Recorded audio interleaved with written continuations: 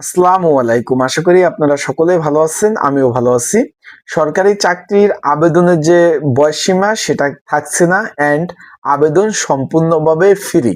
বিষয়টা আশা করি বুঝতে পারছেন। যখন ৩২ বছর বয়স যারা রয়েছে তারাই আবেদন করতে পারতেছেন। তার উপরে যারা রয়েছেন তারা কিন্তু আবেদন করতে পারছেন না। এবং আবেদন করতে গেলে কোনো পদে ৳৬০, ৳১২০, ৳২৫০, ৳৫০০, ৳১,০০০ কিন্তু দিতে হয়। সেই ক্ষেত্রে কিন্তু এই যে জামাত ইসলাম তারা কিন্তু তাদের তফসিল ঘোষণা করছে এবং তাদের ইশতেহার ঘোষণা করছে। তারা ক্ষমতায় আসলে কি করবে তার মধ্যে তারা বলছে যে এই যে বয়সের যে বাধাটা তারা উঠিয়ে দেবে। ৩২ বছর এটা রাখবে না। যে আবেদন করতে পারবে এবং আবেদন করার সাথে আরেকটা বিষয় হলো যে ফিটা তারা নিবে না।